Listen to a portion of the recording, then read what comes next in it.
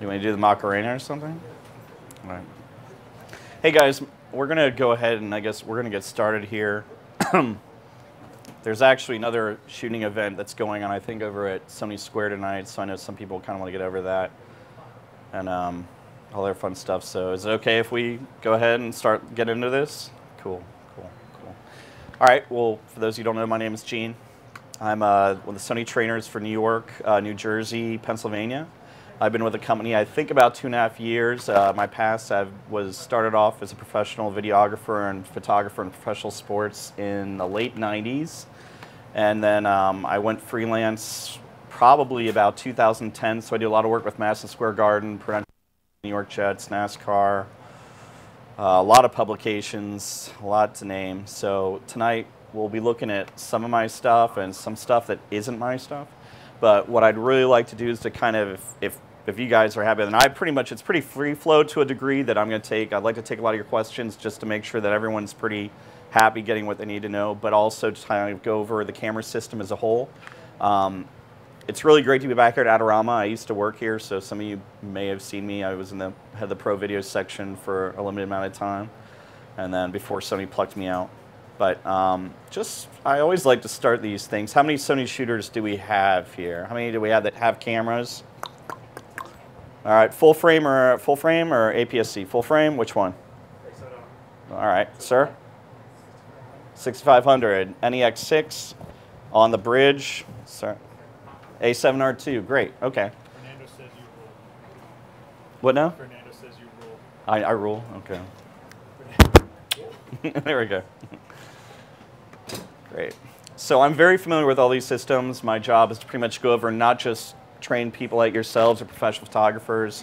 I go to CBS and NBC. I tread the gap between video and stills. Does anyone do video work here or no? Video, okay. Video, cool, okay. So this presentation that I've geared more here is much still oriented, but if you do have video specific questions, please feel free to just raise your hand and I'll be happy to just fire off whatever I can and spin whatever pearls of wisdom I possibly can your way. So let's go ahead. We're going to go ahead and dive in. Again, there's my name, and if you do get on Instagram, I need all the followers I can get. So Gene_Everett. Tell Fernando I don't think he follows me, so I need Fernando to follow me. The reason that I got into photography in the first place and videography is that I really feel like as an artist or a journalist or anything, like, we tell the truth as we see it. Stores like this, you're very blessed to have a wealth of camera systems that you can choose from. Prior coming to Sony, I was a Nikon professional and I shot a lot of Leica. And then I made the decision to get married one day, and therefore my Leica kind of went out the window, and my wife is pretty much wearing it on her ring finger, so I got stuck with a lot of the glass. And therefore, the only full frame option that I had available to me to use a lot of the glass was the A7 series. That's the only full frame mirrorless system to date besides the Leica SL that's pretty much maintained the test of time. So we really have a monopoly on that. Furthermore, I think Sony pretty much, we put together about 85% of the imaging sensors in the industry. In other presentations, I pretty much like to go over a little bit of the history of what Sony has done due to the limited time that we have here tonight. I'm going to go over that, but we do know our sensors and we do know our cameras. Just to give you a few assets, these are some of my works that have been hanging around the different arenas. This is an old picture of Taylor Swift I took back in 2010 or 11 that's hanging around in the arenas. This image was shot in Las Vegas for the G Master demo for the 8514. Just to kind of exhibit what, especially the cameras that you that have A7R2s, for example, or even A6500, can see what type of image bitrate depth you can possibly get out of these systems. I often look at photography as being very therapeutic sometimes. Those of you that have kids, that have families, that have high-powered jobs, that's much more the way I look at things. It's entertainment and it's lifestyle for me. In fact, I think I actually misplaced this slide. It should be further down the presentation, so I don't really have anything. I don't think I have anything to back it up here, but we're gonna, I'm gonna get to that a little bit later on. Do a lot of environmental portraiture. This image was featured locally in some Jersey publications. This is actually a picture of my father-in-law. This was his first trip out of Africa over to the States.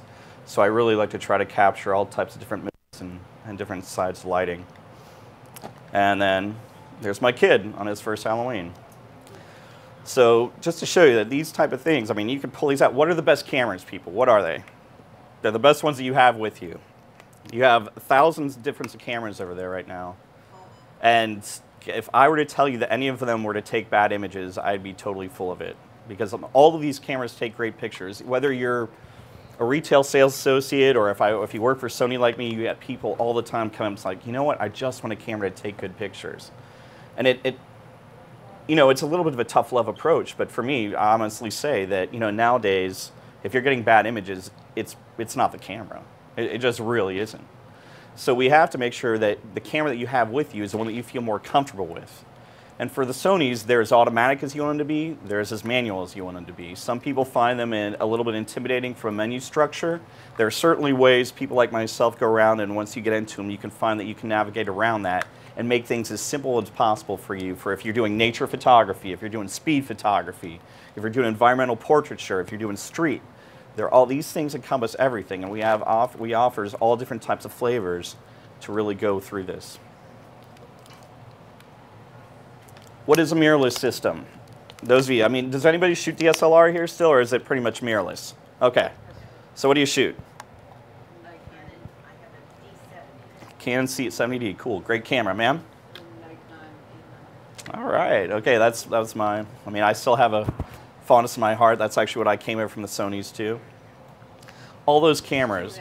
Yeah, that's the thing. So, okay, so then you're getting to one of my first points here. You're way ahead of the curve. Thank you. Okay, maybe I planted you here. I don't know. But like what you see is what do we think about when we think about mirrorless systems? Anyway, so we already have lightweight. What else? Hit me with something else. Okay, well, good pictures. All right, I appreciate that. That is great. But what else when you think about when you have a mirrorless? You know, what do you... Fast? Well, okay, degree, okay. Size, okay, so we have size, weight. One of the things that we love, that I actually get spoiled by, is the viewfinder. It's an EVF, so basically when you're looking through the viewfinder, you are not seeing an optical readout. You are seeing a direct readout of your sensor. And as mirrorless systems have progressed through the years, we've seen better viewfinders. We've seen Zeiss jump in and pretty much manufacture. They manufacture a lot of our viewfinders. So you're getting some of the highest bitrate depth possible. Like you can see things that you could not see through your optical. So it takes a lot of the guessing game out of the work. So as far as metering goes, and I don't like to discount metering because I find metering to be a very, very important part of my application, what I do, especially using strobe photography. But everyday work and everything, you can basically look through a camera like this and basically like, oh, okay, this is what it's going to look like when I get it. If it's dirt black, I'm going to get black. If it's underexposed, if it's overexposed. Or 9 times out of 10, you don't even really need to look at your meter anymore. So that's definitely one of the assets we look at when we talk about mirrorless photography. Anything else that anyone can think of that I kind of, because I smaller, lighter, faster, silent. Thank you. Okay, so when you look at some of our cameras, certainly the A6500, the 6300, the A7S II, and we're going to go over some of these models here just so that we can talk about it so you get more comfortable with what they all mean. The A7R2, you have what's known, and the A9, of course, which is taken silent shooting really to such a whole new level. You're basically talking about using an electronic shutter to pretty much cut off any noise. So whether you're a street photographer, wedding photographer, you're doing news, or if you're a set photographer for movie stills, you're going to be able to do a lot of silent shooting. I'm not going to say that in some situations there are caveats, which if you have questions that we can talk about, like, and that goes into even from a video standpoint, a global shutter versus a rolling shutter. But at the same time, I mean, with great power comes great responsibility. So when you know the situation to use it, especially using natural light, you're golden. In some places in antiquated lights, you're going to get certain types of artifacting. And I think I actually have some examples in this presentation that are going to lead that effort. Sir, you had a question for me?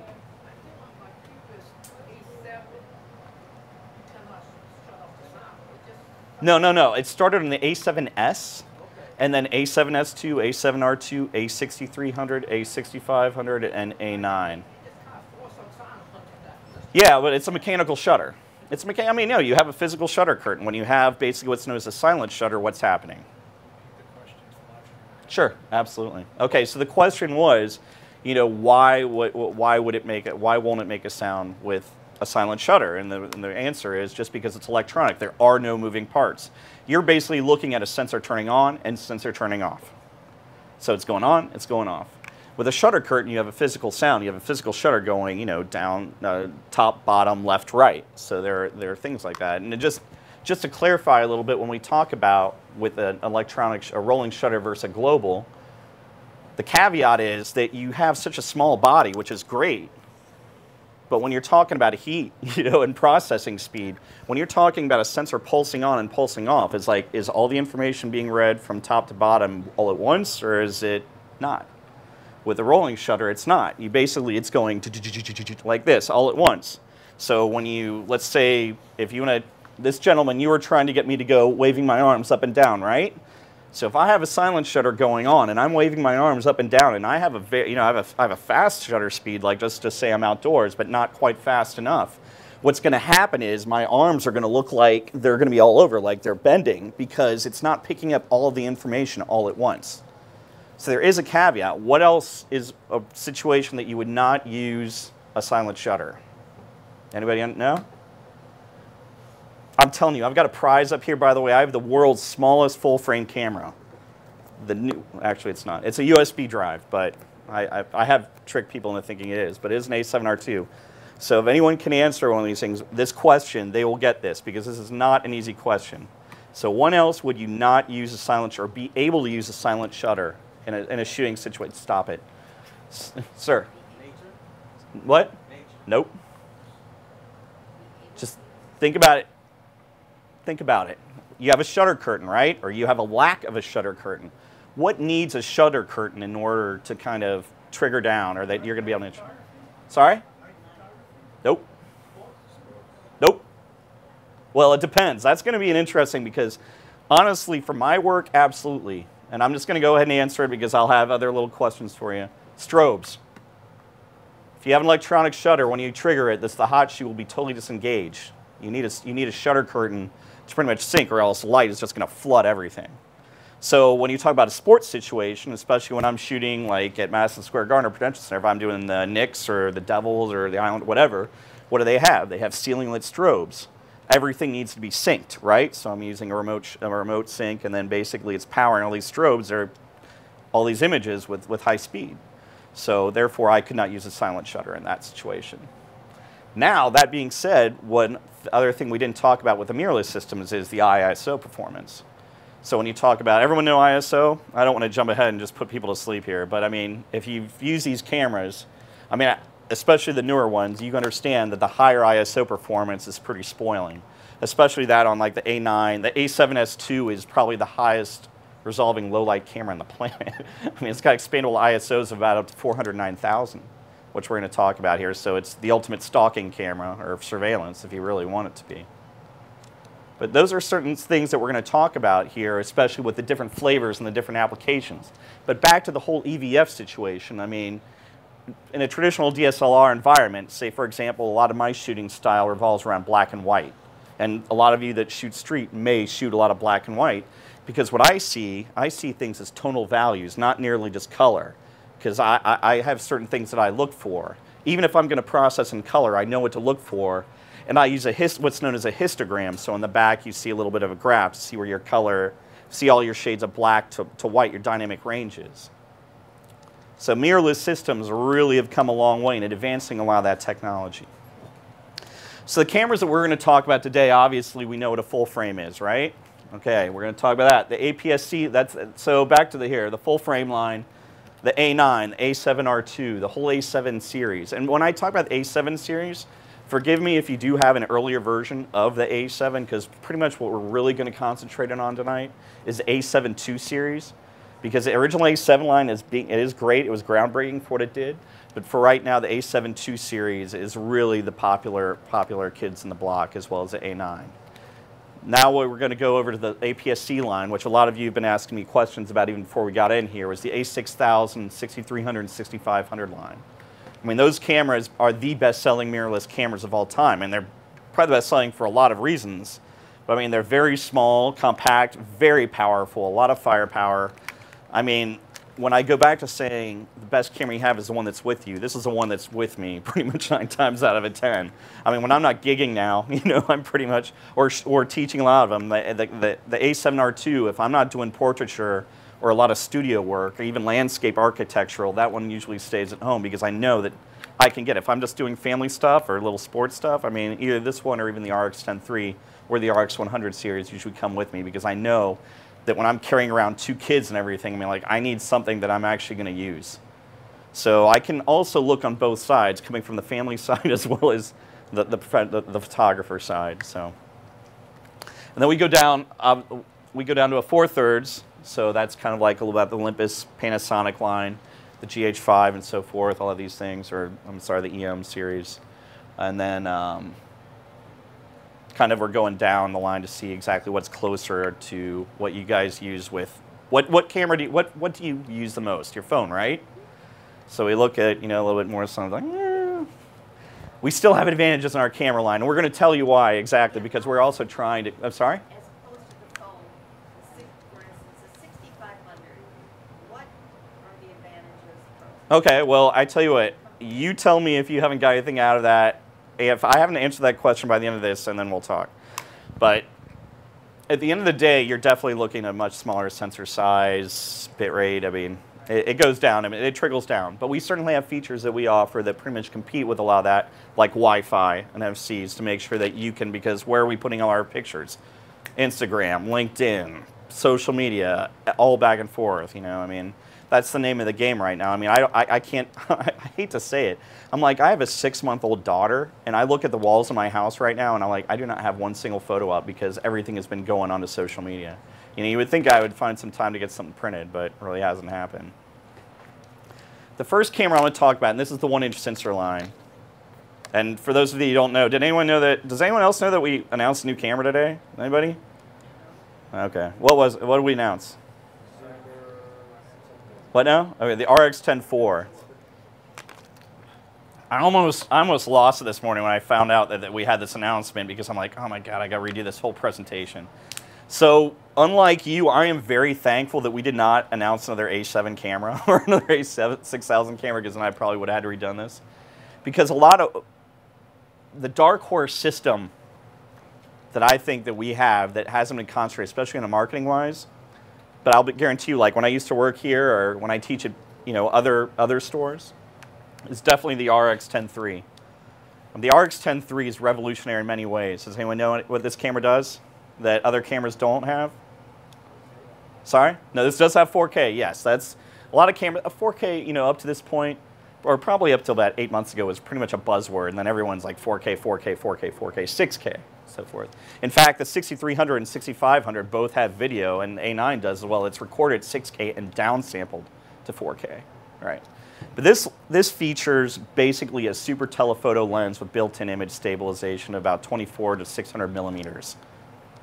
There's not any other camera that does this. So whether you're shooting sports, wildlife, action, 10 frames a second, this thing can do it. It's over 20 megapixels. It is incredible. Back when I used to work here, we used to push a camera. Probably, I would no doubt, during the summer or pre-summer, I would get at least 5 people a day that would come in looking for, I'm going on safari. I need a big lens. You know, I was like, you don't need a big lens, because I guarantee you, if no one's paying me or paying an assistant to go overseas to shoot, I am not going to take anything over there that I can't hold in my hand. This camera can do all of it and then a bag of chips. Basically, you're looking at a 24-600 f2.4 to f4 lens. I mean, think about it, f2.4 to f4. So 2.4 at the wide end of 24 millimeters, all the way up to 600 millimeters, an f4. I mean, think about it. I mean, that's doing your math. I mean, that's big. I mean, if you were to have something like this at an APS-C end or a full frame end, you'd probably have to have 2 to 3 people just to carry it for you, that type of zoom. I mean, it's very impressive. It is a 1-inch sensor stacked CMOS, so it's got the RAM built on the chip. So it's a very fast image processor, and it's very, very well equipped. Very good battery life as well. Yes, it does 4K. Excuse me. It can go up to super slow motion, 960 frames per second on the video end. No, it isn't, you know, it isn't your really ultra high speed Super 35 camera like a Phantom or anything like that, but it does very great slow motion. 0.09 fast intelligent autofocus, so it's very quick on that end. So just to give you a quick example here, this is the wide end, this is the long end. That's what you get. This is pretty much, I just went out, I think about a month and a half ago. Actually, no, I'm sorry, this is more like 2.5 months ago. People have seen me show this before. But this is, I live near Liberty State Park, right? So I just quickly shot, this isn't edited, this is just my stuff. But that's the wide end. We're going in.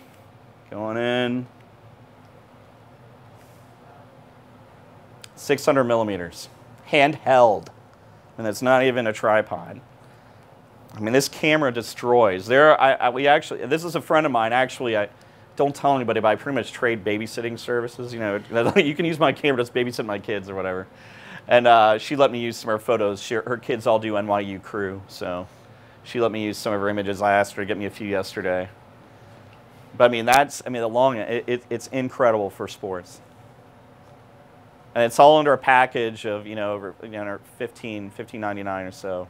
And then now that the RX10 IV just came out today, which, by the way, I'm going to have to read some notes on this because I'm not as well versed in this camera after our press conference. But pretty much has the exact same lens. It's got faster autofocusing speed of about 0.03 seconds. So like the A9, it basically has the same autofocusing mechanism that the A9 features. It's got a touch screen. It's got a big buffer, so it can shoot 249 frames of JPEG continuously, as well as 112 RAW files. And it's got, I mean, it's worth that bag, but it's about $1,700, and it's going to be coming out the 15th. But it has the exact same lens as the RX10 III. Yes, ma'am. Nope, it's one. But again, what lens? What do you want? Between 24 and 600 millimeters. That's the best part about it. Is like you don't need to change the lens at all. I'm sorry? No, it isn't. It's a 1-inch. It's a 1-inch sensor. So, sorry? Okay, well, here, real quick. Let's just go back here, right? I'm just going to skirt you back. Oh, I took back here. So this is a full frame sensor, right? Okay. So that is an APS-C sensor, okay? And then this is basically what we're talking about right in here. It's smaller. Actually, it is right over there on the kiosk, but it's smaller. It's a smaller camera. It's about, I don't know, without this lens on it, without the lens hood on it, it's almost like the size of this camera, the full camera. The crop factor, exactly off the top of my head, I'm not quite sure.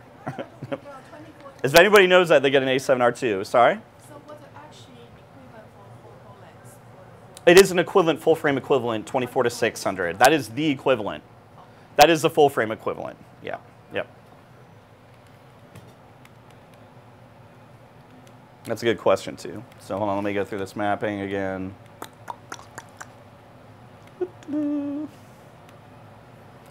So that leads us into the other 1-inch sensor. So basically, the RX100 series has been pretty much the most popular. That's what launched a lot of what Sony did. I mean, they were featured in the New York Times, the Wall Street Journal. I remember exactly, I was a day here when that camera came out, and people started going nuts about the write-ups it was getting.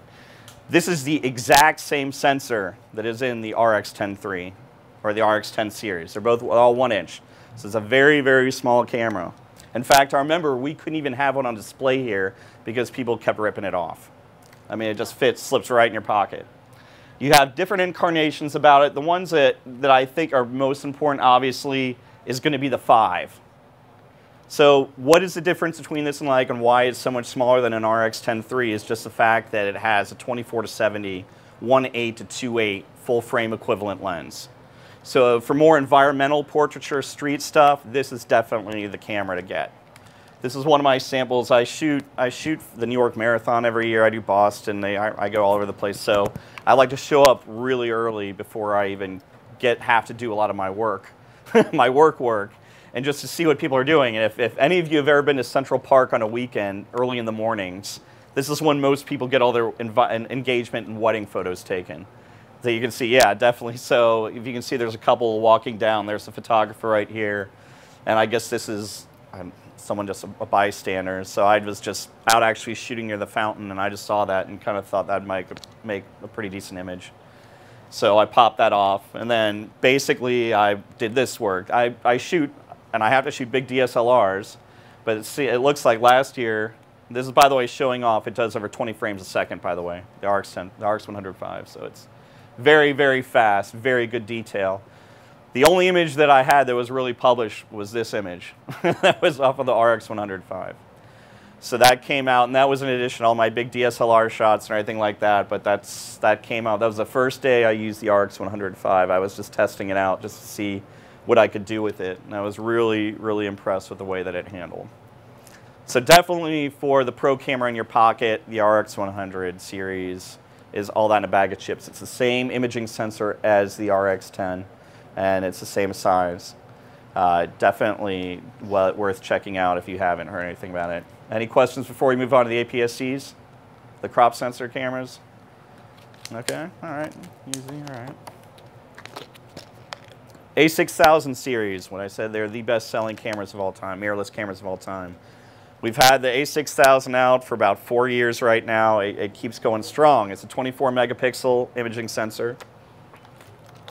Every combination of this camera pretty much is the same sensor with different image processing, different autofocusing, enhanced ISOs, a little bit different bells and whistles, different chassis, but a lot of the same features that are incorporated. But it all starts with the A6000. Goes the A6000, the A6300, and the A6500. The 6300 and the 6500 incorporated 4K video, faster auto speed, better build, especially because now at this point Sony really recognized people were using third-party lenses with our cameras. So they reinforce the lens mount so people's, you know, if you're using a 400 millimeter Canon lens on this camera, it's not going to just break right off. So one of my first tests out with this, I was at a show, and when I get bored of shows, I was in Charlotte, and I basically put a Canon 400 millimeter, a Canon 2-time teleconverter, the Sigma MC11 adapter, which basically converts Canon EF lenses to E-mount, and put it on, and it was autofocusing, tack sharp, really. It was almost like 2 football fields over. It was really, really magnificent. But the dynamic range these cameras is really incredible. I just got back from the Florida Keys. I mean, this probably is all gone right about now. So this was on the island of Islamorada, and really a magnificent trip. Even if we had 2 kids around. But that's the only camera. In fact, this is straight out of my bag. I had not taken it out from vacation, so all my images are still on here. But this is a setup I took. I pretty much just took a 35 millimeter lens with me, and had about a good week and a half to 2 weeks with it, and that's pretty much all I use. But you have a lot of great details. It has built-in camera, HDR, very fast bracketing. The differences between the what's the difference between the A6500 and the A6300? I know I've told a few people here. What is it? I want to know retention. Yes, sir.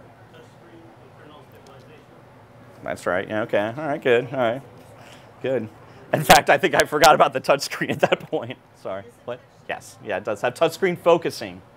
Only touchscreen focusing. That's about it. Not navigation. It's touchscreen focusing. Yes. So an articulating screen. So it was very good. And a better viewfinder. And a magnesium alloy chassis. So it's definitely better. It's significant better in the weather sealing department. So yeah. Sir?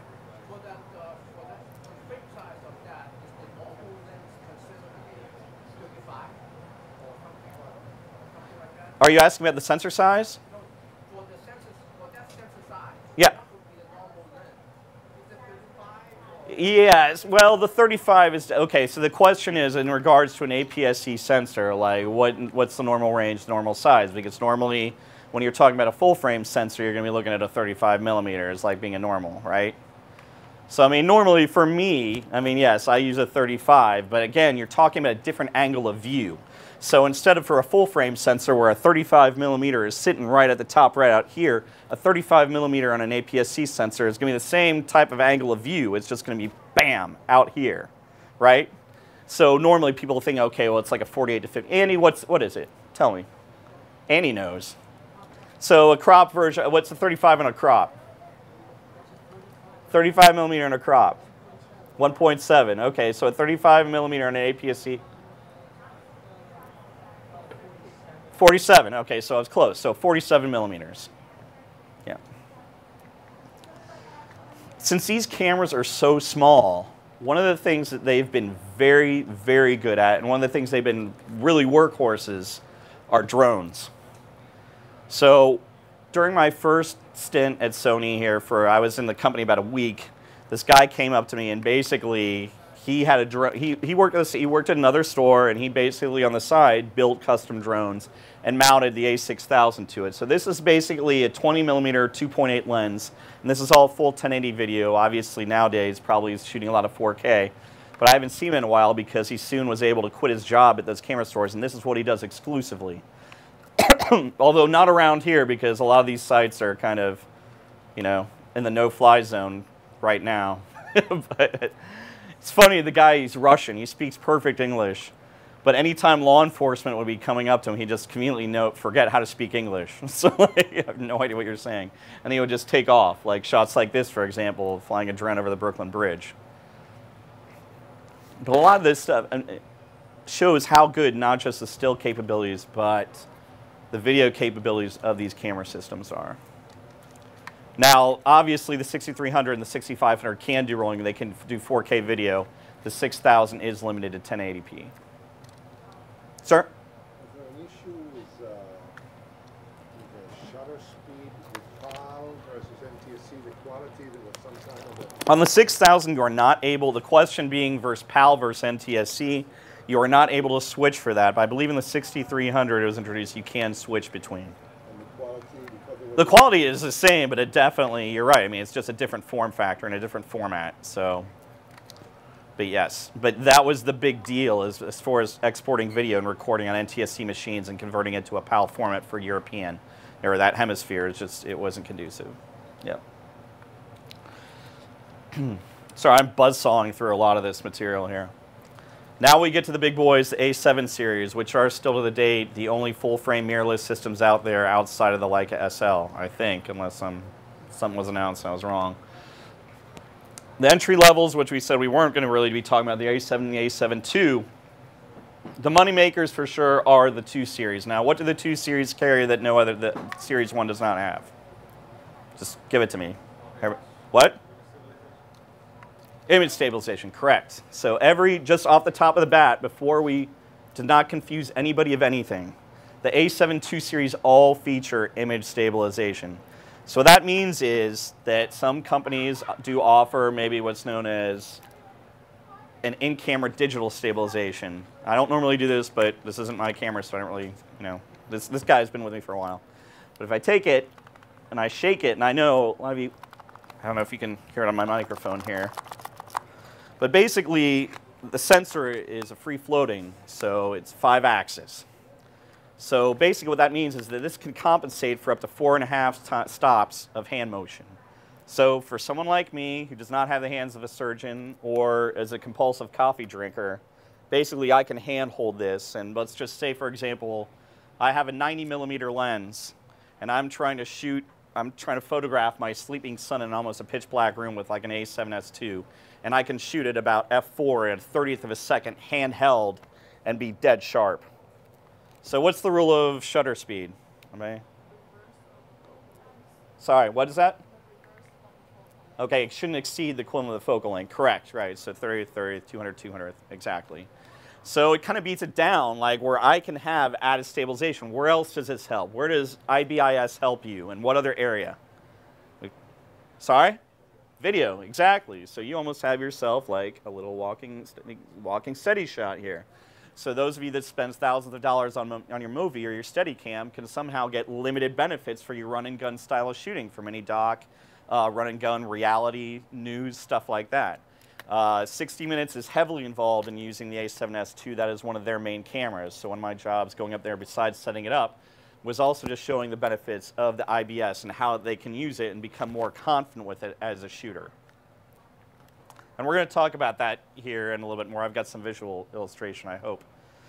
Excuse me. Sorry. So you are referring this image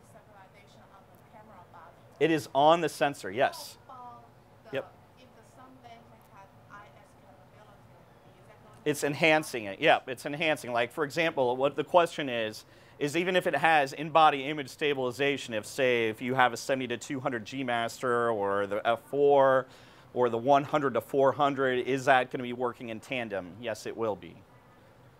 So that will be compensating. So it's just because, I mean, at the end of the day, I mean, and it is true, I've actually just I haven't been able to use the 100 to 400 as much as I've wanted to, but the images I've got, especially with the teleconverters, I mean, it has really been rock steady. But how about if you tripod? We have Turn it off. Turn it off. And man, you got me. That was my next question. I was like, when do you not use image stabilization? Especially for long exposures. Especially for long exposures. Because something tricky can certainly happen. So for those of you that do have our cameras, any camera that has a built-in steady shot image stabilizer, want to turn that off, tripod. I mean, it's you're gonna, it's gonna help your battery life, but B, it could also contribute some type of aberration in the image, some distortion. Good question. Excuse me. The advantages we have of the mirrorless systems as well, not just in the A7 series, but the A9, and we're going to talk about it, is the sensor coverage. Since we don't have to concentrate on focus groups of autofocusing points that are basically in your mirror coverage, we can cover a wider area of the sensor surface, which really helps us, which really helps in the areas for face detection and performance and lock on track. Where's my tracking guy? Okay, he left. But basically, we have someone as far as high-speed track for sports. For tracking across the frame, you're not going to be losing as much. Excuse me. The A7 II series also features a lot of custom buttons. For those of you that get intimidated by buttons or anything like, don't.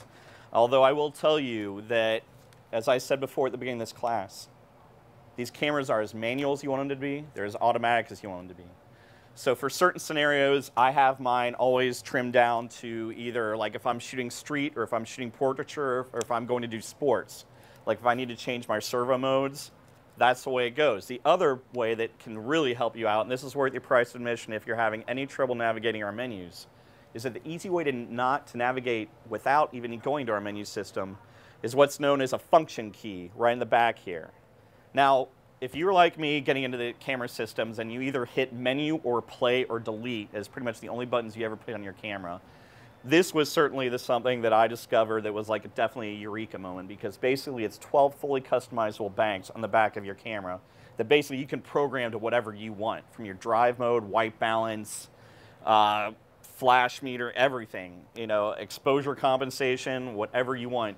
You can pretty much dump it right in here and therefore never have to go through 64 pages of menus in the system. Sony is very, very good about giving things. Like, they listen to you, they listen to me, they listen, they take suggestions, they offer it. Firmware updates are king for us. When you see a firmware update for our cameras, usually run, because that is going to help you not just with battery life, autofocusing speed, different types of options. But for this system, they don't take away a lot. Some of these things, I'll probably get into it here in a little bit, they don't take away that I don't use, because I'm definitely a less is more shooter. I definitely go with what I know, which is what a lot of photographers of the past 20, 30 years, like, I know what I can get with what I want, and that's the way I do it. There are others that definitely, especially on the pixel peeper end, that really definitely want a lot more options, and that's what they get with this. But whether you're like me or if you're like yourselves or anything like that and you like a lot of things, you can have as less as you want, you can have as more as you want. But these options are all here to help you out. These buttons are here to customize for you. Like for me, I still use a lot of third-party glass. A lot of third-party glass does not what? Autofocus. So certainly I have different things, and we're going to show them on here. Focus peaking, focus assist. Certain things that I know that on the fly that I'm going to be able to use this without the aid of autofocus, I'm still going to be able to get the images I want. I mean, it breathes new life into into old systems. I mean, I think a lot of the fun that we have with these cameras is using old glass that's 40 plus years old. I actually just did a class in Soho, just totally dedicated, and I have some images here at the end of this that are just shot on glass that was from the early days, the roaring 20s, 30s, and 40s. I'm sorry, what's it? We have like 20 people asking if you're expecting a Sony A7 Mark III. Are we expecting an A7 Mark III? Yes. No, no, I do not know. No, they're absolutely. For anyone that is asking if we are expecting an A7 Mark III, I would probably say that they will probably know before I do. Sony is very good about keeping things close to the hip. In fact, if everyone has heard the myth about how the A9 was launched, basically there were those of us that either I'm local, but certain others that were flown from across the country, that we could not even tell anybody that we were coming to New York on a certain day at a certain time. We couldn't even tell our boss. And that basically we were just to show up at a hotel. And that's what we did. And everyone was like, oh, I just talked to you yesterday. And like, yeah, we couldn't tell anybody.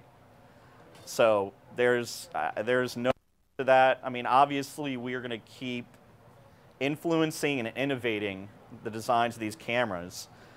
But at the end of the day, I mean, you look at something like the A9 and the A7R2. I mean, for me, some people, I think I was talking before here, the A7R2, even if it's over a year and a half, 2 years, I mean, that camera for me is much more firepower than I need at the end of the day.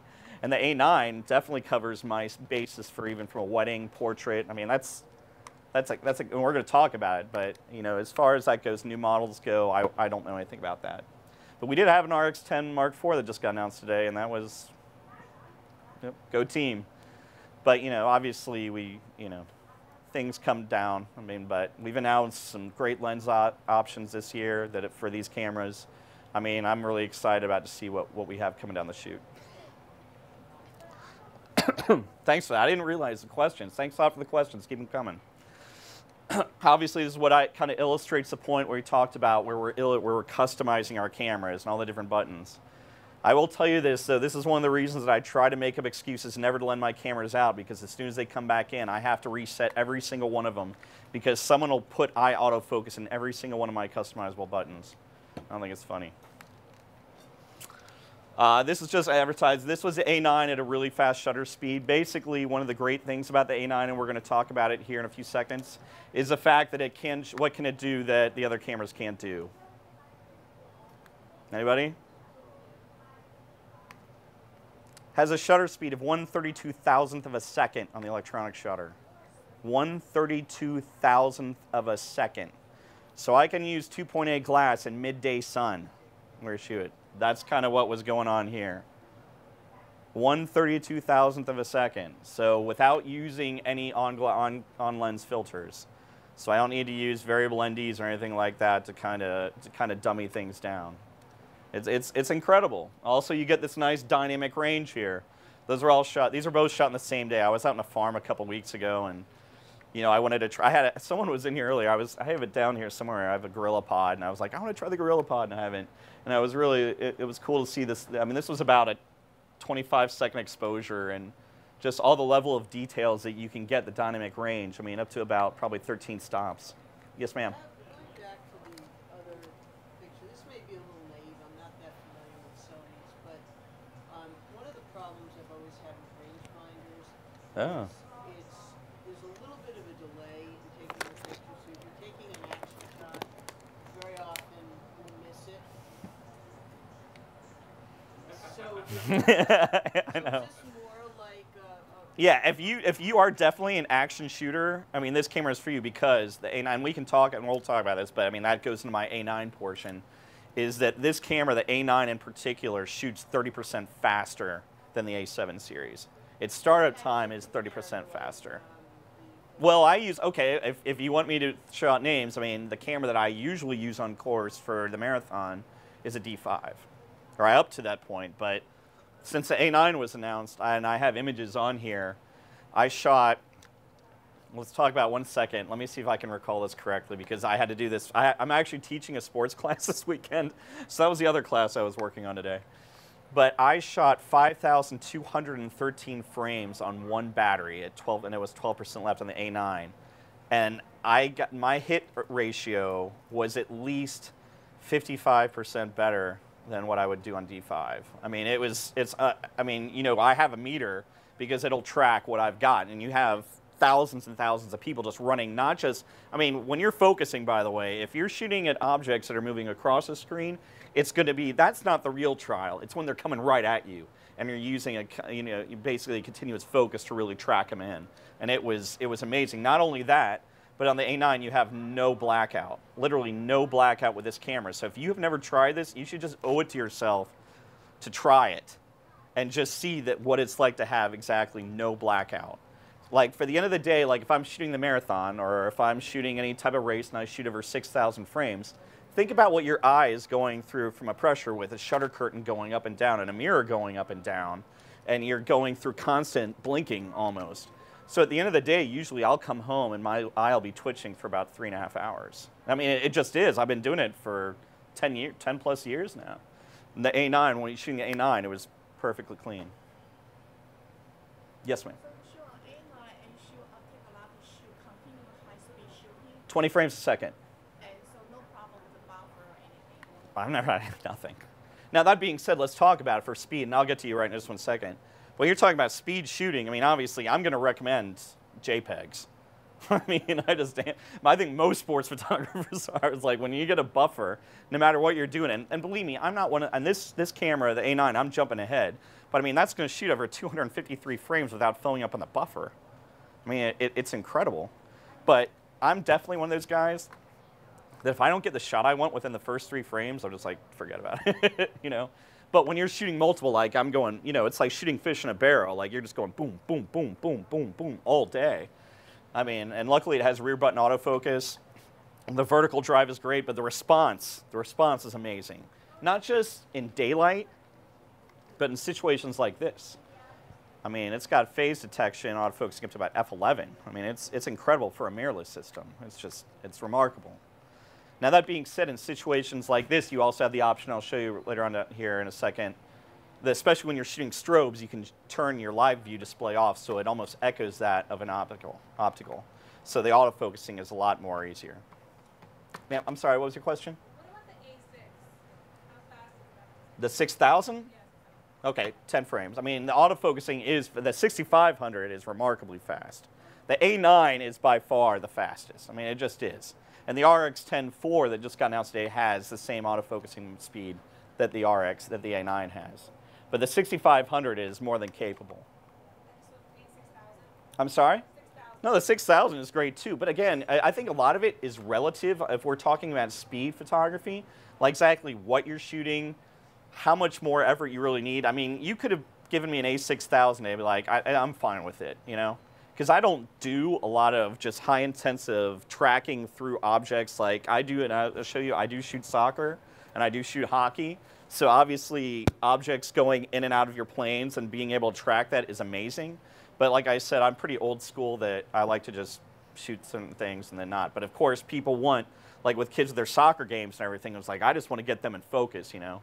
So you do certainly have a lot more assistance with the newer models that'll help you do that. But if you do a lot of high-intensive sports. But certainly if you set up your shot, I mean, like, which I'll teach this weekend, like, certainly I like to predict momentum and movement at my own place as far as where plays are going to happen or anything like that. So I'm already set up and ready to go, especially if you have, like, a 400-millimeter lens and your field of view is limited. Does that help? Yeah. Okay. Sir? Yeah. I'm sorry?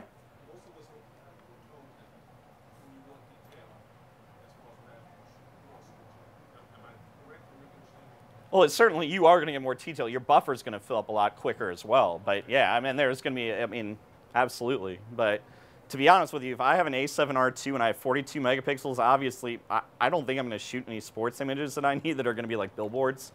So, I mean, you're already dealing with this. Remember, with these higher megapixel cameras, whether you're talking about 24 megapixels here or 42, your prints, I don't care if you're shooting RAW or JPEG, you're going to be able to push some heavy-duty firepower out of there. I mean, again, I think a lot of it also has to do with personal taste. I mean, when I started getting published, I was using my first real quote-unquote pro camera was a D700. How many megapixels was that? How many? 12. 12.2. Well, you know what? I've got over 60-inch prints hanging out. I mean, it's... So, you know, 24 megapixels to me is more than perfect, you know? And I think, honestly, the A7R2 just spoils us. But, I mean, if you're a heavy cropper, by all means, do it. I'm definitely not, I don't crop that much. Sorry, we're going back to the image stabilizer here. So this is basically, let me see if this will jump in here. Please start. Oh, did it or no? Maybe this video didn't come over. Usually at one of these times I start having to do shadow puppets because one of my movies doesn't start. It's not playing. Oh well. Sorry. Basically, this was basically showing off the image stabilizer after I drank a couple cups of coffee and my son's just running up and around, so. But take my word for it, it's great. And my kid is cute, so it's great. Yes? Well, even old Next 6 had image stabilization. Digital. Yeah, IBIS is totally different. Here, let's take a look at this real quick. Here, look at this, right there. That image, the IBIS, that the A7 II series, the A9 has, and the A6500. So when you look at it, and if you want to come up, I encourage you to come up after it and look. You can actually see on the sensor actually is floating. So if you shake it, it's moving around. So it's got a mechanism in there that's compensating for any type of movement it's either A, predicting, or it's feeling, to basically compensation, make sure that it's the steadiest momentum you can get. Does that make more sense for you? Okay. Like for your nature shots and wildlife especially, that's where it's capital. What's 4.5 steps to validation? 4.5 stops. What does that mean? Steps in what? So like when we're talking about, when I was talking about earlier, like if I'm using a 90mm lens, what's the rule of shutter speed? Obvious that I should not be able to shoot less than 90th of a second to basically for a steady shot, all right?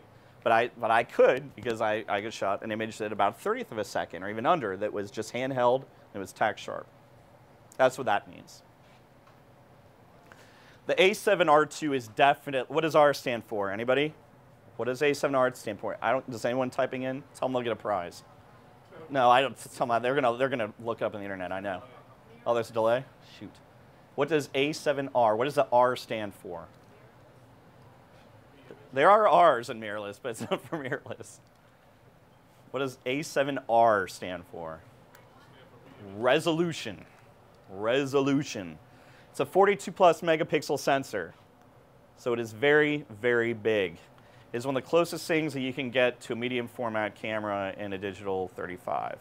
It also features ISO sensitivity up to 102,400. So those of you that come from the old film days like me and never use anything over 800 speed film, or like a digital cameras where I can never shoot above ISO 640, this camera can go expandable up to 102,000. I'm not saying I'd cook it that much, but it can do it.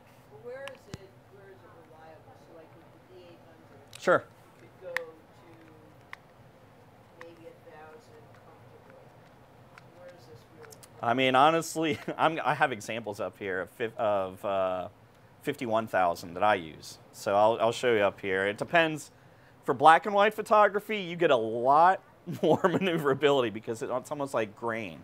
It's very specific. And plus with this camera, because this camera also like on the D800E and the D810, and I believe the D850, correct, do not have a low pass filter. Is that correct?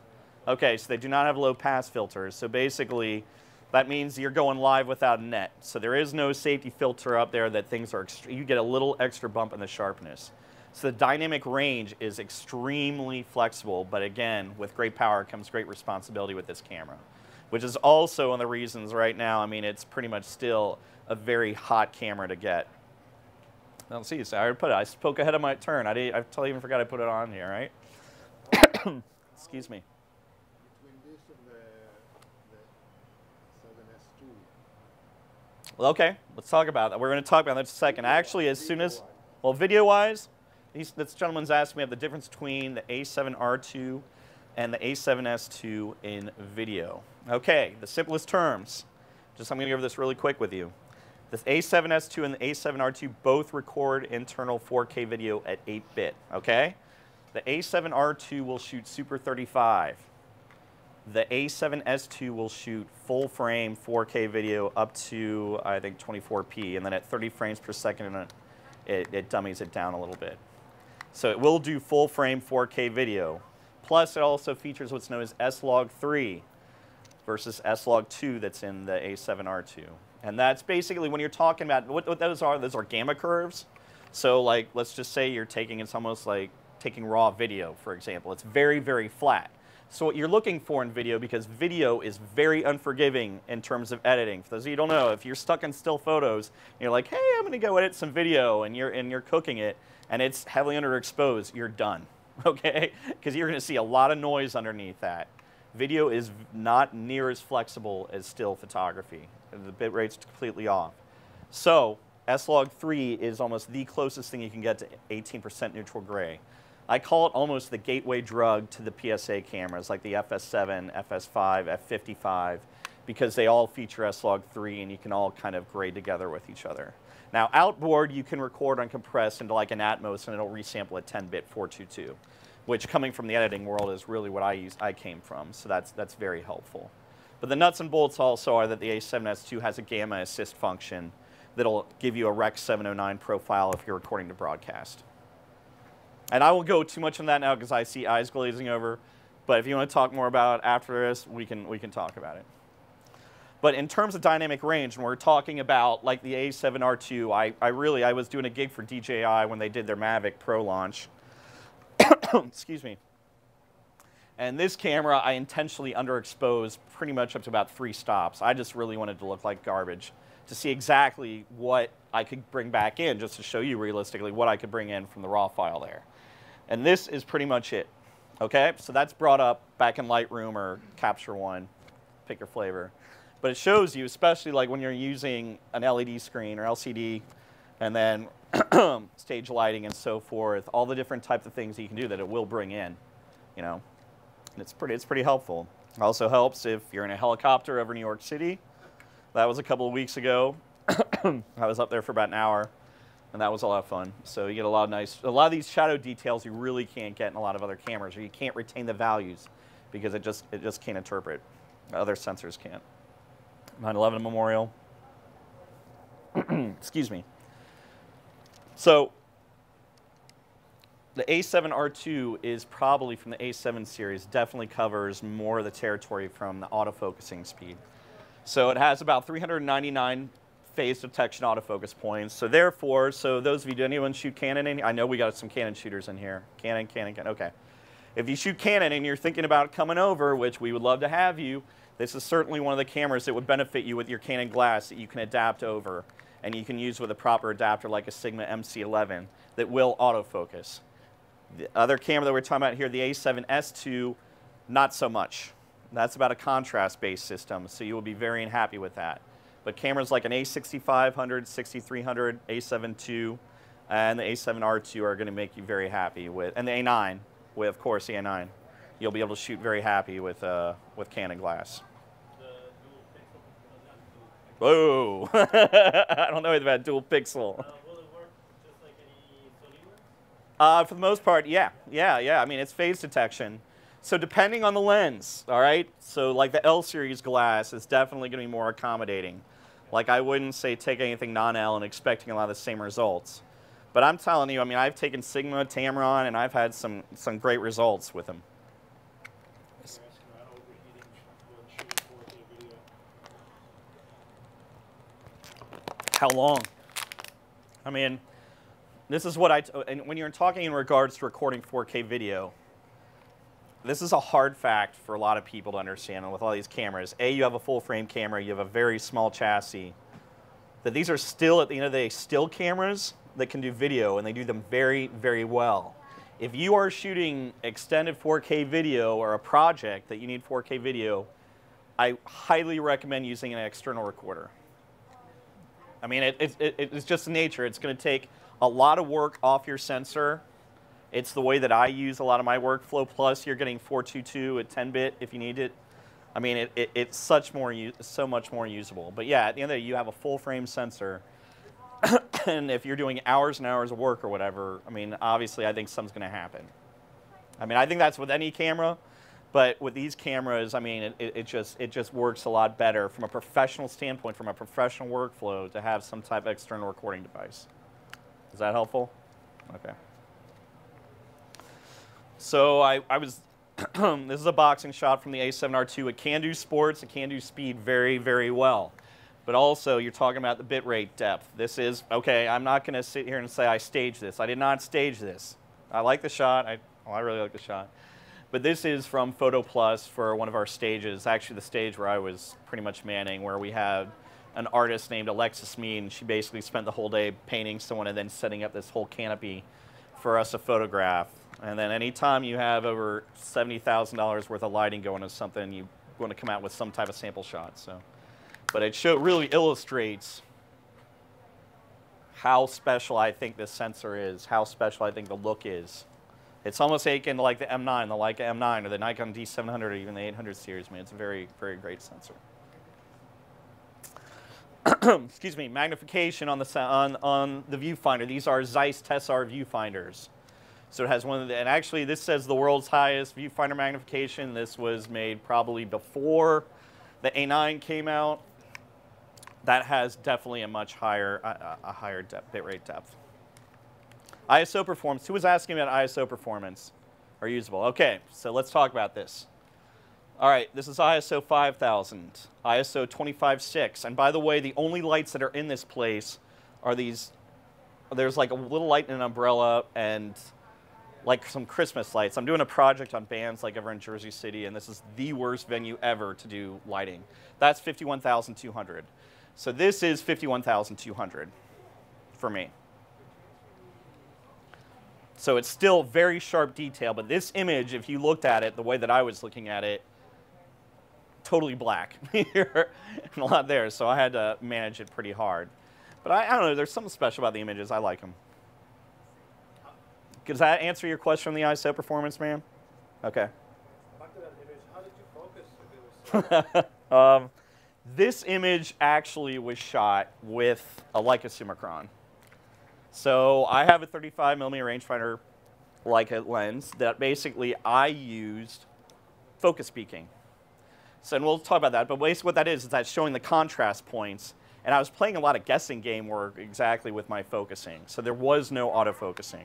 This was entirely manual focus. So I didn't just do peaking, I did magnification.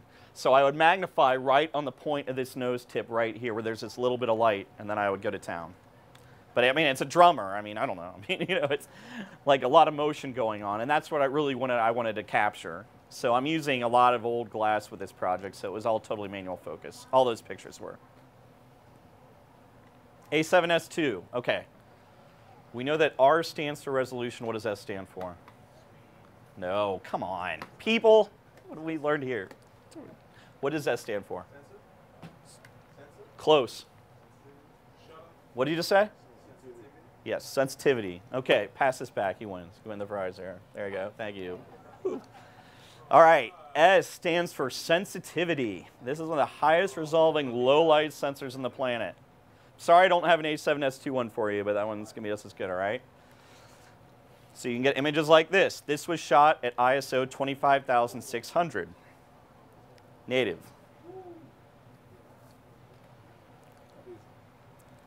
It's a Firefly. ISO 3200. So when you talk about comparisons, when you're comparing the A7S2 and the A7R2, certainly yes. The low light sensitivity of this camera is exceptional. However, I think it must be duly noted that we have had members of the Sony team take out the A9 in Las Vegas upon its launch and compare it on the Skyline trip to the A7S2. And from what I was told, the A9 ISO performance will outperform A7S2 up to 80,000 ISO.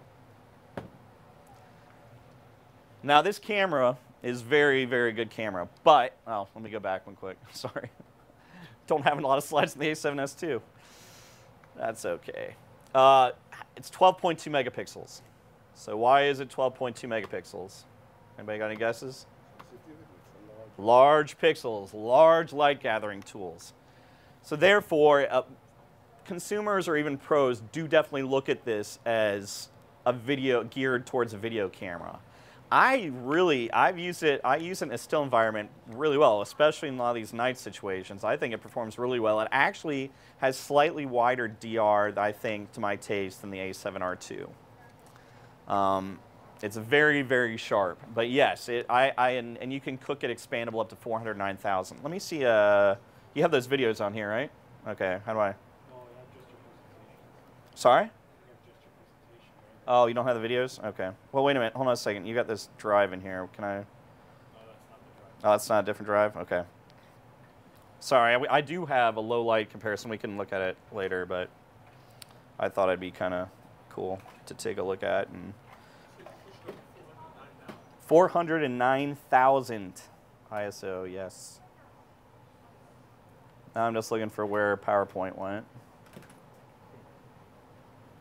Help me. No, I don't know where I put it. Okay.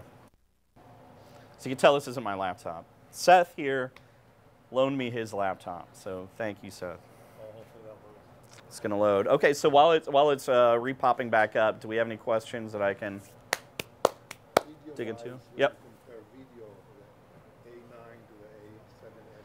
Well, the A9. Okay, let's talk about the A9 here. All right, the A9 is 24 megapixels. What else does it do? Anybody? 20 frames a second. Also, autofocuses, starts up, does pretty much almost everything 30 times faster than the A7 II series. Sir? Okay, yeah. So it's a very, very powerful tool. And even on the video end, it will do the same video capabilities that A7S II does, but it does not have S-Log. This camera does not have S-Log in it. So what you see is what you're going to get. It's a very good image. But if you're looking for something that you need to grade, or something that you're going to color, that you're going to grade with or toward, it's not going to do that right now. It also does not allow you to do what's known as, with some of our other cameras, which is apps, which we can talk about here, like multiple exposure, time lapse, things like that, that we do off the PlayStation stuff. It's on here. Oh, it is? Okay.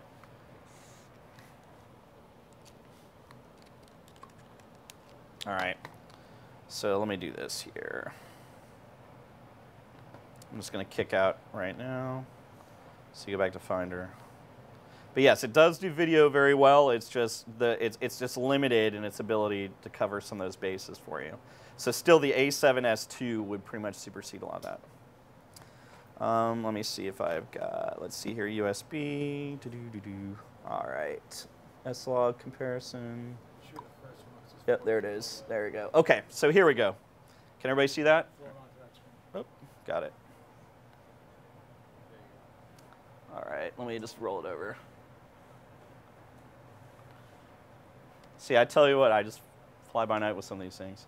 So this is what is a good illustration of the ISO performance for this camera. Without the funky audio. Okay, so we're going to start off here. This is ISO 100. I believe that the native ISO for what you're going to see with the naked eye, I think, is around 1600. But so gradually, just keep a look on the monitor and watch it gradually climb up to see exactly what you can see with what detail and what's coming in. Yep, S-Log, yeah. The gamma, okay, so we have a question as far as the gamma display assist, which I kind of talked about earlier. The A7S II has what's known as a gamma display assist. So for example, if you're shooting in log, your image, and especially on set, it can freak people out a little bit because the image does not look like what you want it to. It's going to look very flat, desaturated, not anything special. When you're kicking it out, especially with broadcast, you're basically going to be talking about what's known as a Rec 709 profile. And what Rec 709 is basically a broadcast industry standard, so that, say for example, we all love Seinfeld, right, or Friends, something like that. If you're watching it here while and you watch it over in Asia, all the colors, the tones are going to look the same. So what the A7S II offers is, though, that if you are recording an S-Log 3, you can basically put what's known as a gamma display assist on top of that while you're recording it, so it's going to show you kind of what it's going to look like after you grade it. But it's not going to record it. It's going to record all the raw, just that flat video. But people around you and what you're going to be able to see, what you're possibly going to be able to get. Does that make sense? Cool. Okay, so here we go. 409. See, just like that. 409,000. Pretty cool, huh? Usually that's one of my ooh-ah moments. So, but it is quite spectacular. I mean, think about it. I mean, those of us that came from film, like, we never would be talking about this. Okay.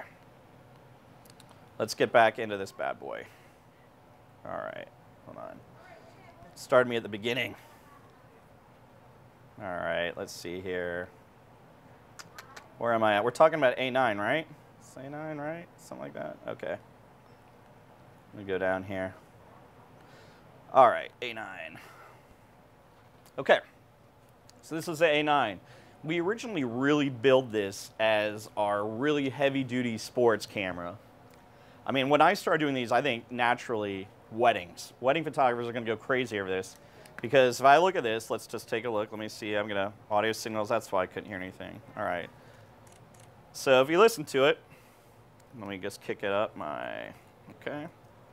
So when you listen to this, it's firing away, right? Hear it? Right here? Okay. That's your normal electronic shutter. So now, let's see if I go up here. Hold on a second. I don't have base. Also, with this card, let's talk about the features in this. What are some of the things that we've wanted with the A7 series that we didn't get? Exactly. Dual card slots. Not only that, but you've got a UHS-1 slot in the top, but you have UHS-2 in the bottom. So you can use these hefty little cards that are basically going to take advantage of this ultra-fast buffer so that you can keep shooting, and it's going to fill up really, really quick. Okay? Now, let's just say, for example, I want to just go to silent mode. I can turn every single piece of audio off on this camera, so it's totally silent. I'm shooting 20 frames a second right now, by the way, and I'm going to have to go home and clear my card of all these pictures. How is it with the Wi-Fi code?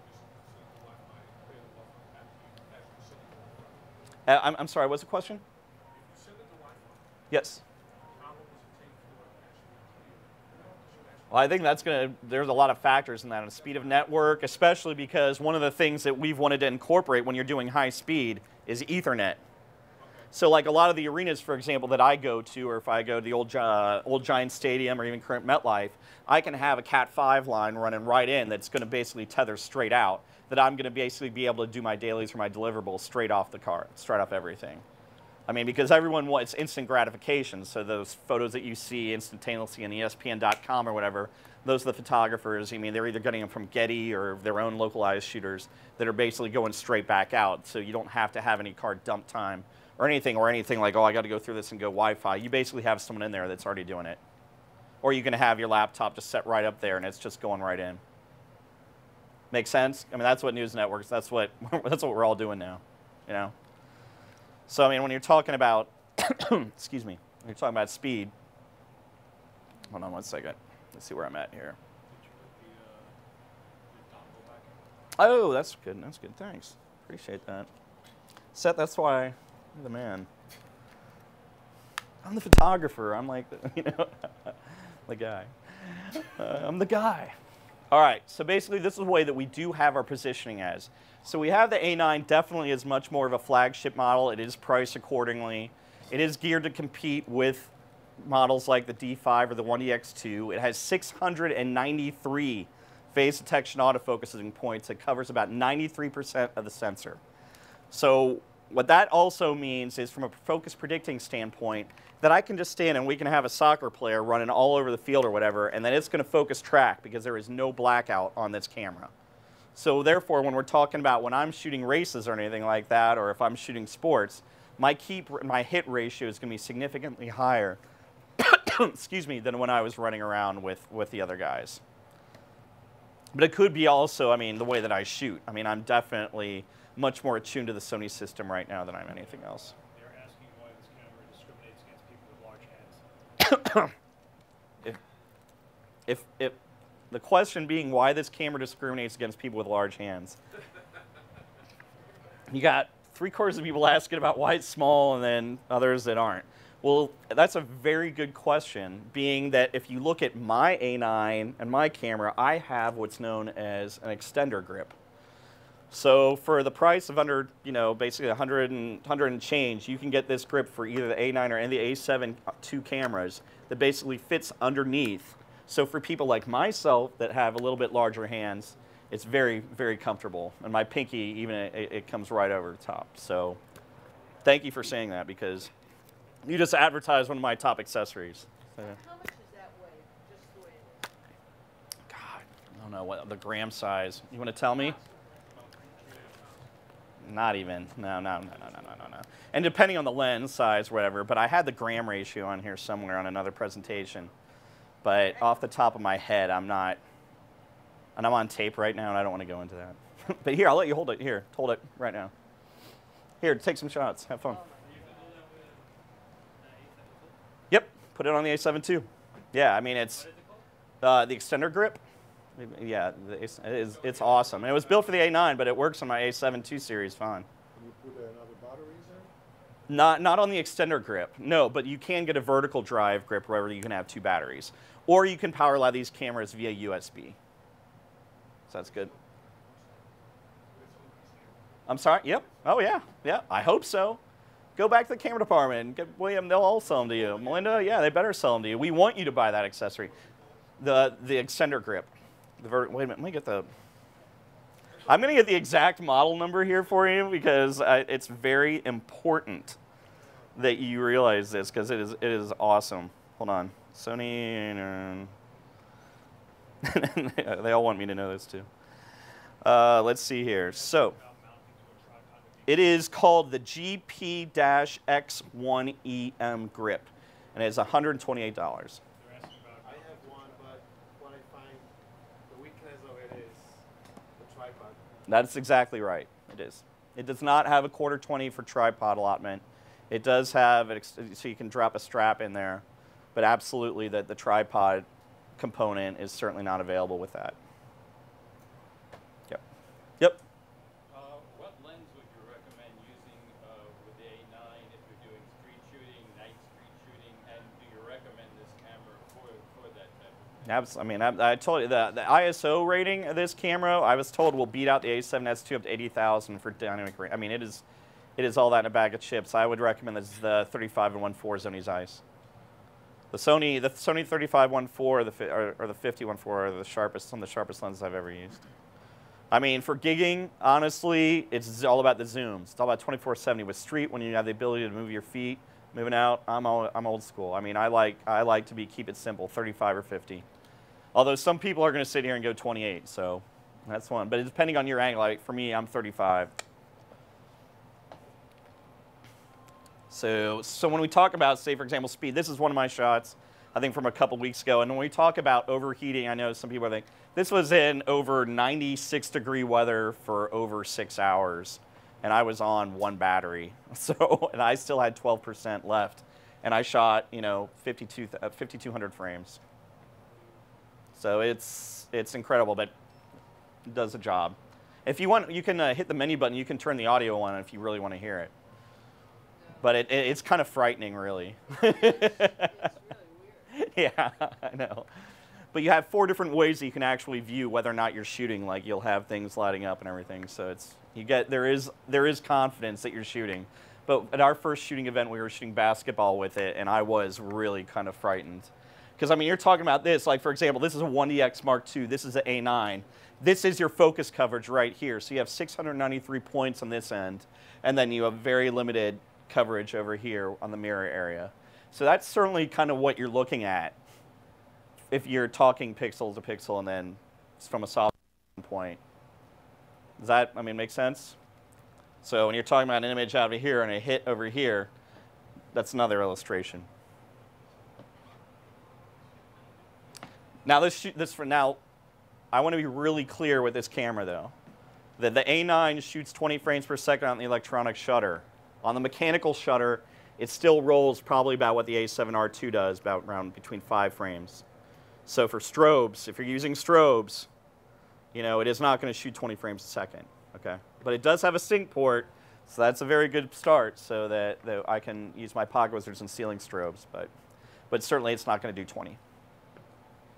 And of course, we talked about 32,000th of a second. I shot this with a 70-200 2.8 under midday sun. I mean, usually it's just terrible lighting. But, I mean, honestly, I've never been able to do that without an ND filter in daylight like that. Bless you. This is the A9 as well, over on the helicopter. I had this out. This is in the A7R II, and the images were very, pretty much spot on for the most part. Is there any deterioration when you do silent shooting? What we were talking about, I think you're talking about banding, right? Okay. There is an anti-distortion mechanism that is built into the software of that camera. So I have not, I wonder if I have it on here because I have successfully gotten it to band once. And that was against the Christmas lights. And that was at ISO 51200. And I saw a little streak coming across my frame.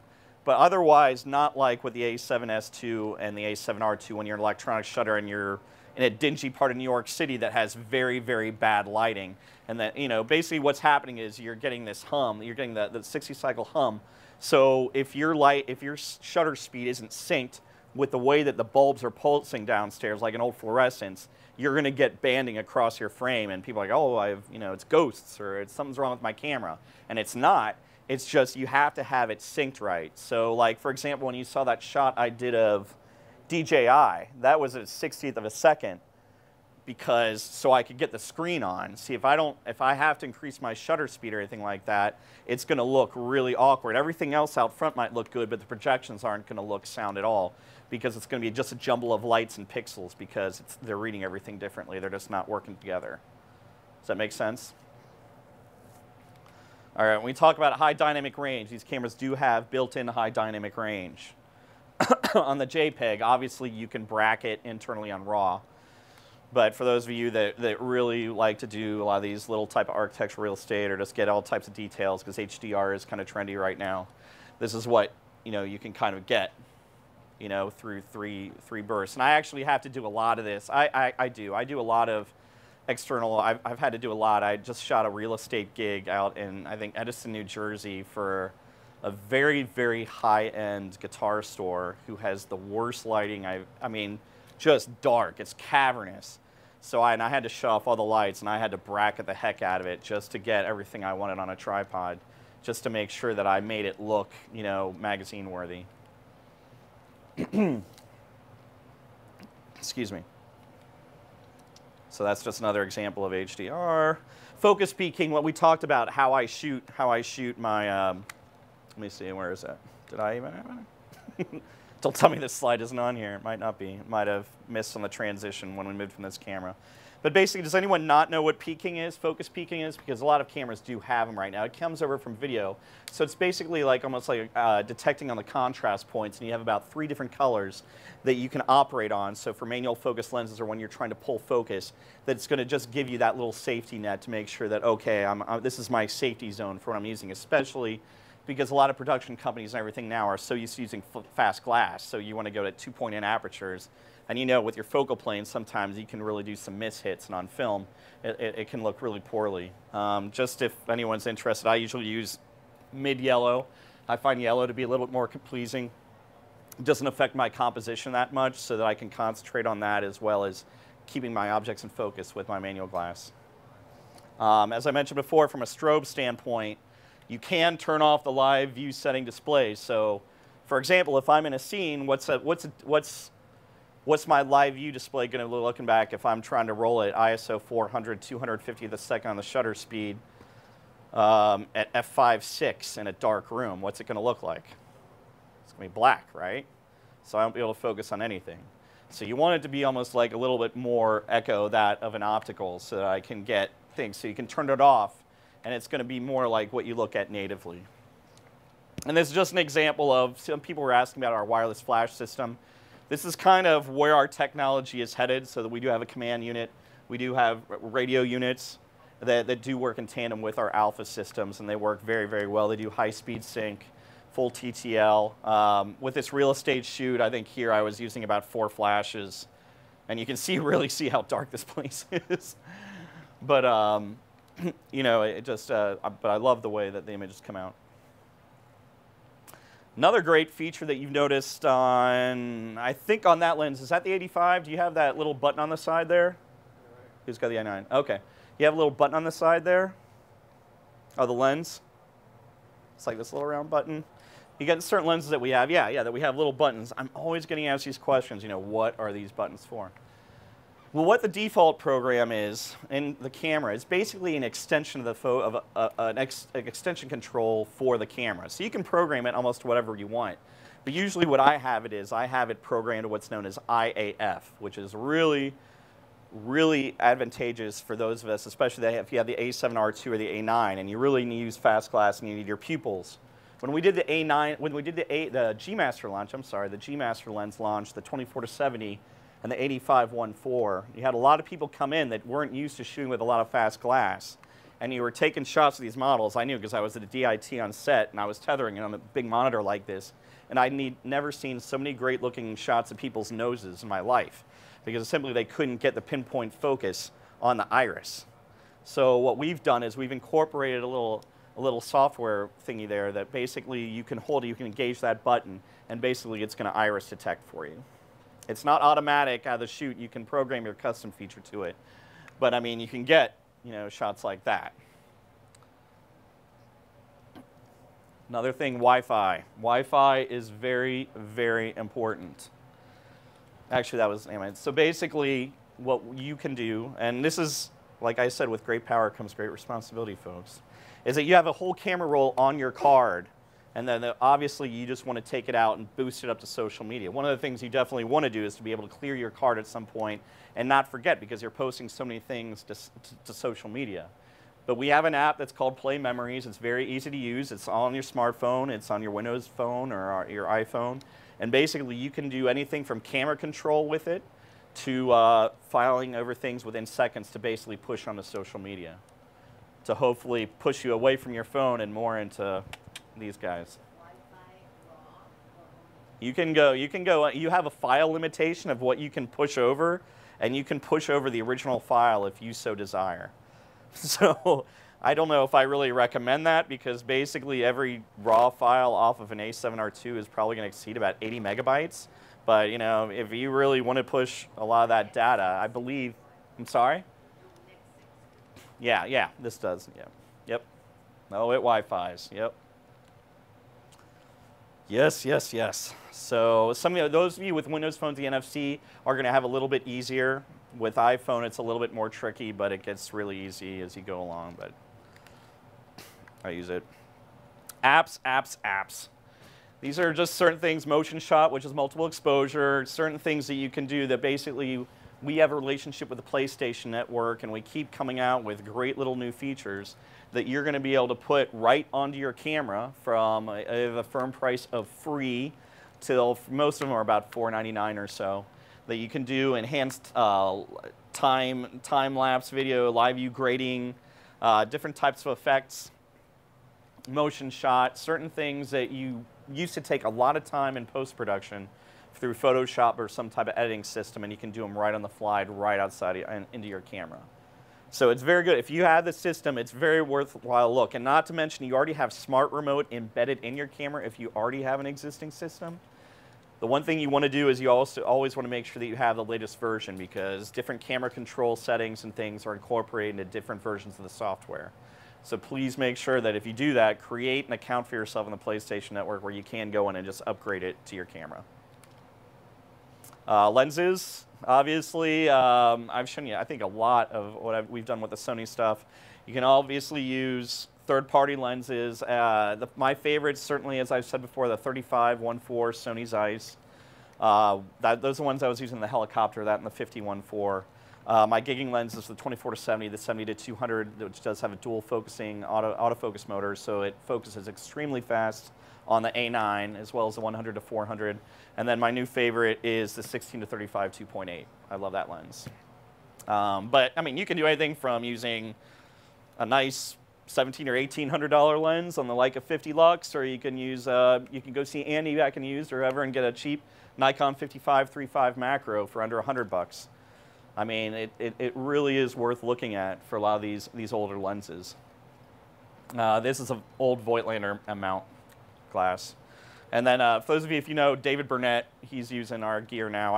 I go out and I train a lot of these new pros who are coming over to certain mounts, and he's well-known celebrity and Time Magazine and Sports Illustrated. He does a lot of stuff.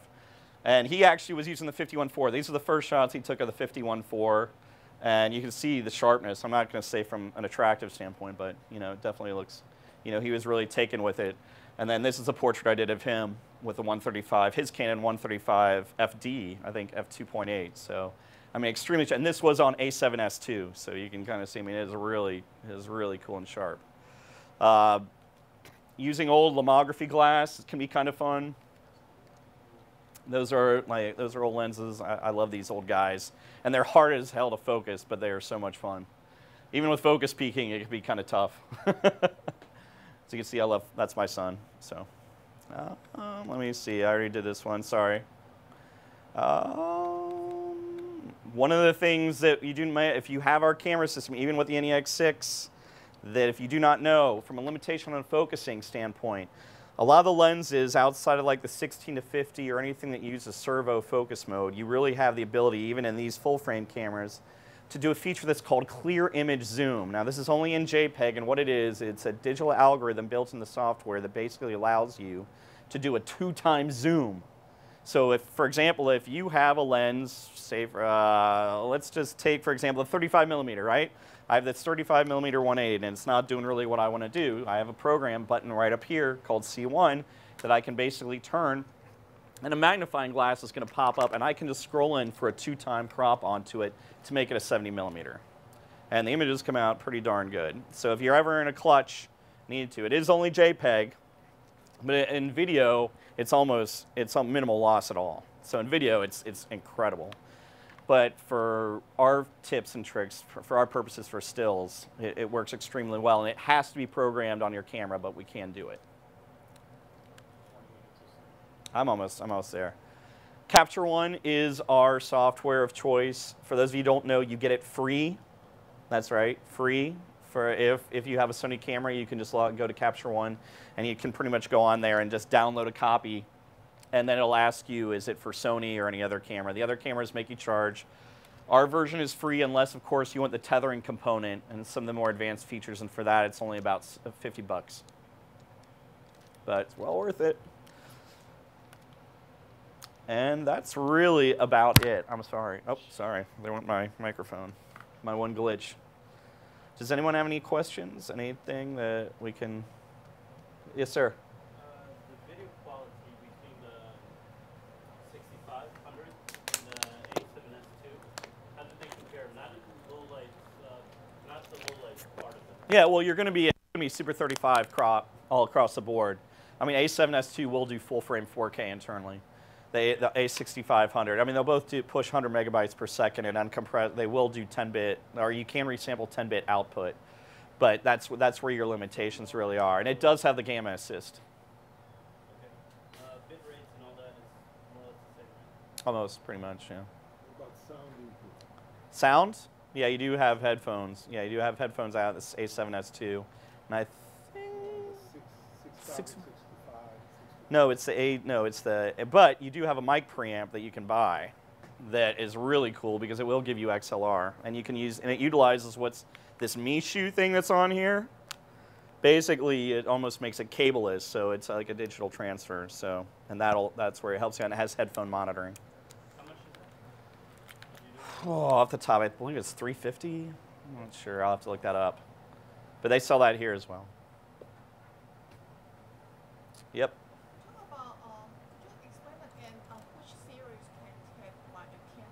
Sure.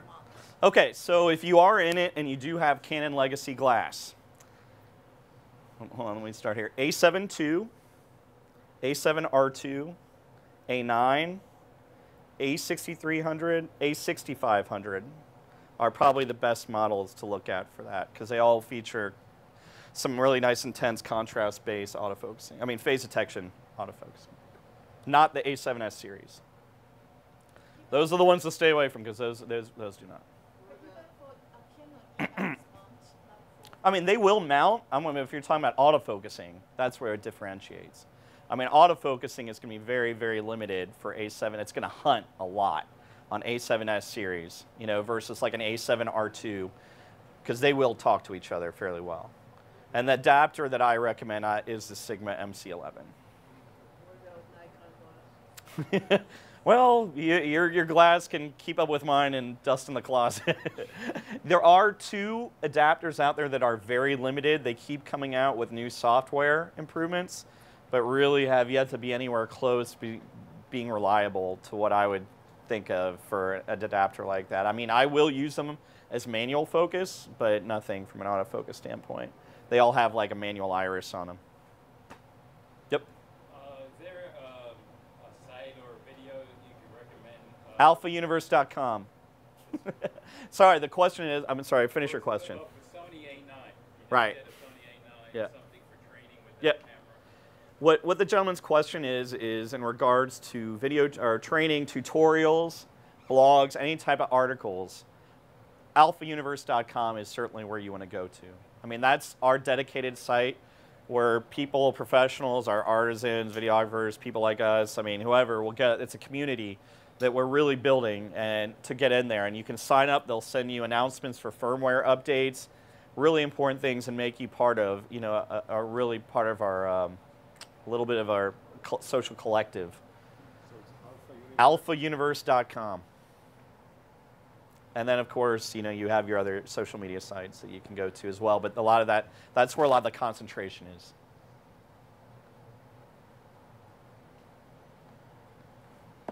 Anything else? Cool. Thanks a lot, guys. If anyone has any more, I'm going to be hanging around here, clean up, so if anyone needs anything, come on up. Clap a little bit. Clap. Put in, you can put in some artificial.